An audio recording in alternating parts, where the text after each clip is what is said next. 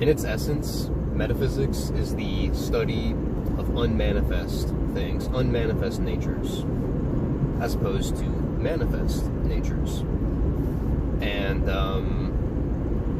of course, metaphysics as a notion in itself presumes a kind of unmanifest antecedent principle that precedes anything manifest, right? It'd be the essentially cause, or at least a principle prior to the physical one. And just so we can kind of understand what is meant by unmanifest and manifest, that pair of terms, I'll go ahead and give you guys a couple related term pairs. Internal and external would be a pretty good one, because manifest kind of refers to all things external that take up space, you know, material, physical things. And another one would be subject and object, or subjective and objective reality. And of course, subject and object becomes a very useful term pair when we understand the unmanifest nature as mental in its essence, or maybe not mental in its essence, essentially as mind. It's not that its essence is mind, but that it is mind. The unmanifest nature is mind, or at the very least, mentalizing. And it must, because, you know, mentalization exists.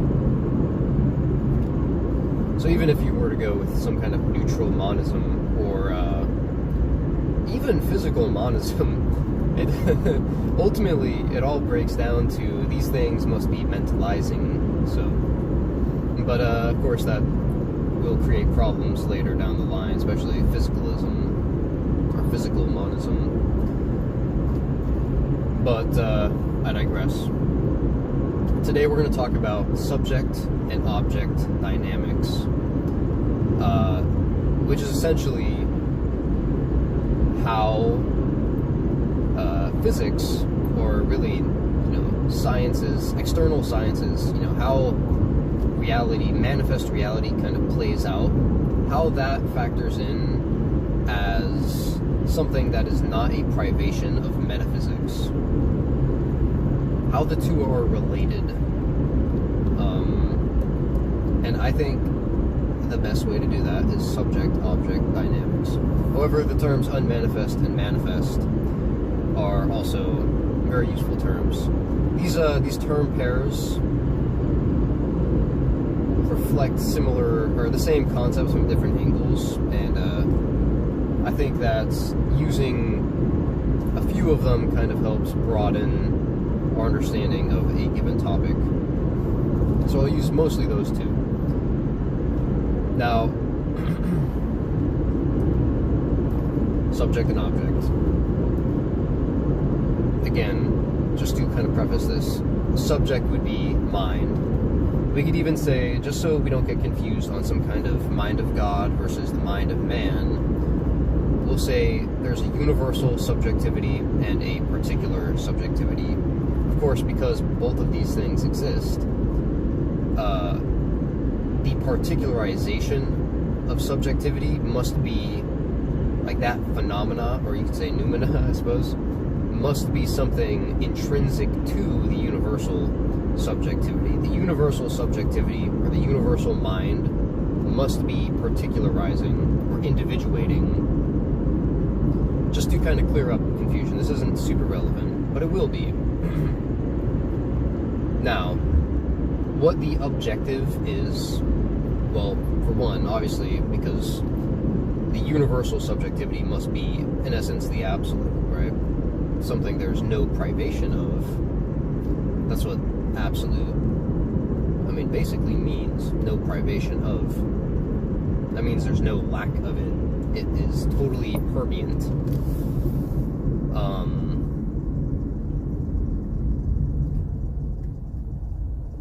The objective would be, by necessity, the self-objectification of the subject, right? So you could say the universe as a manifest objectification, objective reality, an external manifest reality would be the manifestation or self-objectification of the universal subjectivity. That's probably going to be the best way to understand it on the surface. But of course, that doesn't factor in particular subjectivities very well. But we'll get there.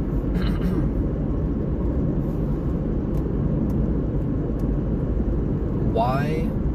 Now, we're going to want to understand why there is an apparent distinction between the subject and the object. And that would be because the object is, in essence, or the self-objectification of subjectivity is basically just an image of that subjectivity. Of course, it's not, again, it's not a principle that exists totally exterior to the subjective principle. It is the objectification of that principle. So I should clarify that there isn't a subjective and objective, like as like a dual system, or a system of dualism, metaphysical dualism. That's not the case at all. That would essentially be Cartesian dualism, and that just doesn't work.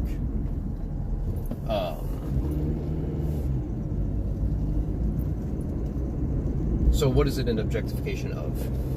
Now that would, of course, be some kind of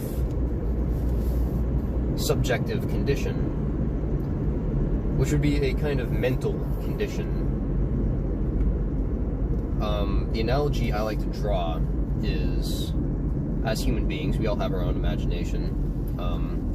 As we think, we can form images, kind of manifestations of the thought.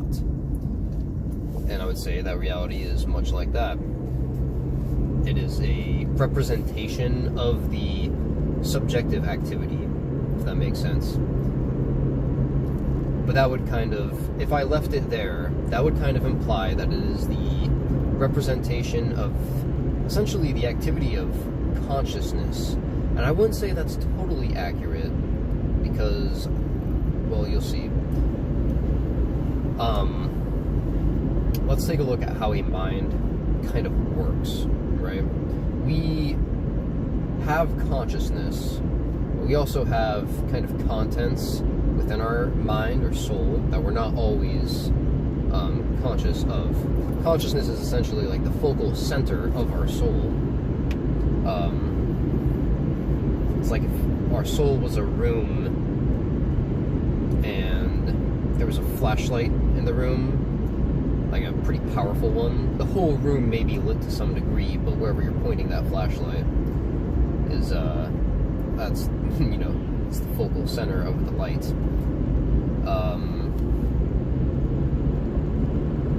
But in the rest of the soul, or the rest of that room, there are boxes with contents. And of course, the contents in those boxes depends on the condition of the soul. And of course, the soul, or let's even say this universal subjectivity, just so you don't think I'm getting like too solipsistic or something like that, because it is necessarily self-determined,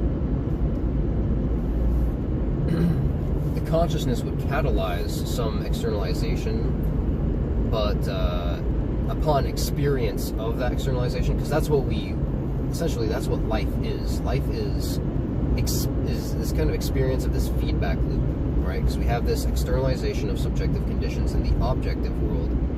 We experience the object. Of course, we take that experience in as information, which saturates the soul, or the subject, or the subjective condition. It's experience of objectivity is subjectively conditioning, if that makes sense. Your experience of day-to-day reality will condition your mind to some degree, to the degree you experience it. So you think of life as the subject embedded within its own self-objectification.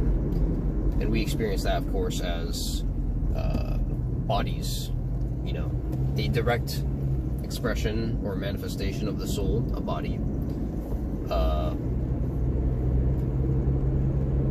which in turn is operating through external reality at large, or manifest reality at large. So there's kind of a lot to go over here. So I hope I'm not being too all over the place.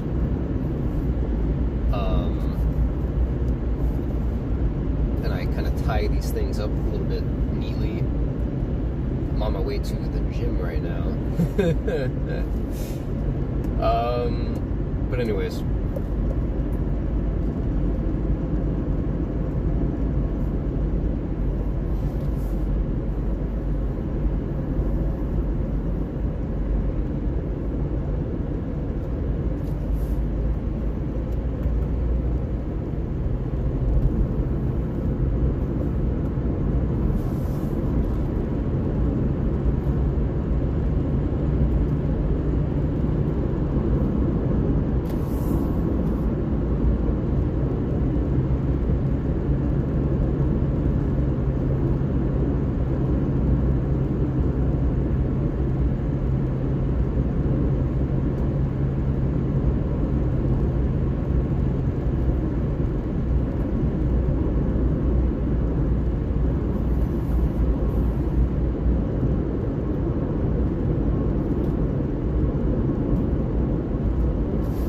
So anyways, let's recap that a little bit.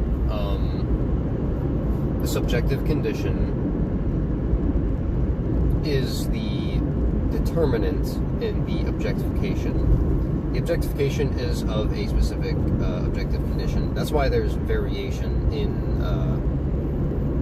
the subjective condition. Now let's talk more about that feedback loop, because obviously one of the biggest characteristics of the manifest external world is that it constantly changes. There's a frame-by-frame change, so to speak, which is the same thing as time, essentially. I spoke about this a little bit in the last video, but subject-object dynamics, kind of a central point therein is the feedback loop between the subject and the object. I.e., the subject has a condition, it objectifies that condition, the subject experiences that self-objectification, and then internalizes that experience, therefore, thereby conditioning the subjective condition, altering the condition.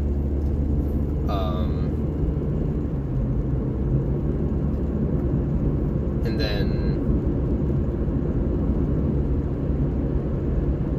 so on and so forth. That feedback loop is essentially recursion. Might be pretty similar to what Chris Langan calls telerecursion, but I'm not entirely sure.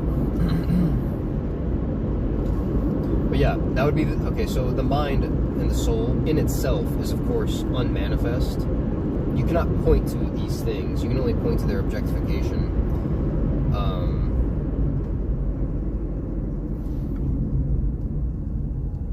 The body and everything external is, of course, manifest. But the soul, the mind, when we're talking about unmanifest natures, we're essentially talking about the mind. Now, a lot of people will be reluctant to kind of assert the primacy of mind because they kind of want to esotericize the concept and, call it spirit or soul. I mean, soul is an individuation of the mind. Well, that's how I see it, at least. Kind of keep coherent definitions. But, or they'll want some kind of neutral substance, because to them, mind is just too accessible. But,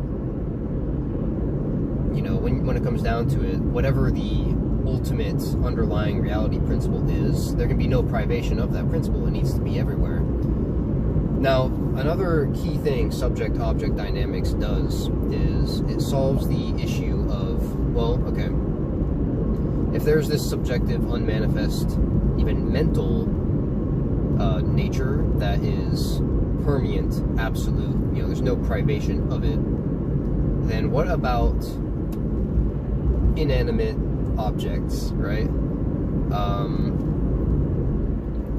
This is where we can kind of reconcile the whole, well, if mind is the, you know, is the absolute, then it should be everywhere, but not everything has mind. Well, that is totally misconceiving of the nature of, you know, external reality.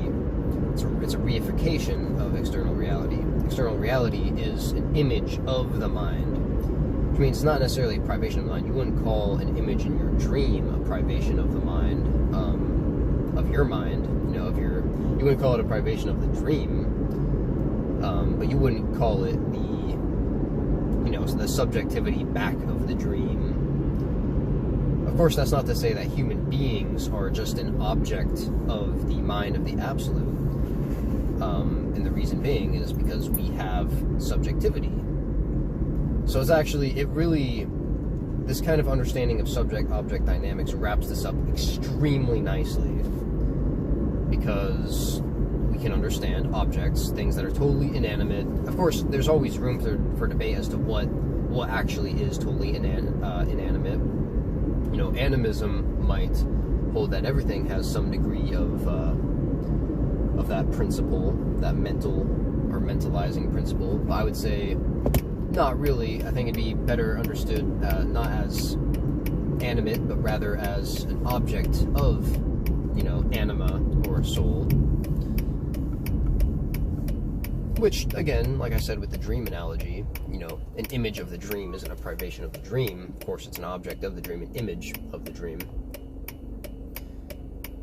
And, you know, we could debate, you know, to what degree do animals have souls, or trees, or whatever, plant life. Animals, of course, do have souls. That's what animal means, actually. I mean, they clearly have some degree of subjectivity. And because I'm kind of going on about this, if you're wondering why there are, like, varying, almost what seems to be varying degrees of subjectivity, but not really, just really different permutations of subjectivity, why there's like a human subjectivity and why there's an animal, and, you know, if subjectivity is non-private, why do animal subjectivities exist? Shouldn't they be just as developed as humans? And I would say, of course, that premise in itself is subject to debate, but I'm not interested in that because it's unnecessary. Primordial state of the absolute is agnosis, and that's one of my favorite things Ken Wheeler says over on Theoria Apophasis. But so of course the condition of a mind need not be super advanced or evolved. You know, evolution does follow involution or involvement, which just means that whatever condition the mind involves itself in is going to be the condition that evolves. So yeah, gnosis isn't something, or this kind of self-knowledge, this self-definition or meta-definition, really, is not something intrinsic to the absolute. I mean, it was inevitable, but it's not something that, if we're kind of postulating some primordial God, some primordial absolute, that would not be included, because that requires self-definition and a primordiality kind of, or at least the theory or theoretical primordiality kind of implicates no self-definition, no manifest world, because again, manifestation is the expression, the objectification of self-definition. That subjective condition we were talking about earlier, that's the absolute self-definition, or any subject's self-definition. The objective world is just the registration of that self-definition. It is the representation, is the image. Here's an axiom to probably finish this off with, unless I think of anything else to touch on, but a really good axiom for this is, it is the nature of the subject to self-objectify. And it's not something it even needs to do consciously at all. It's just, it is the nature of subjectivity to self-objectify. The objective world, the object is just an image of the subject. And the image is produced by the nature of the subject.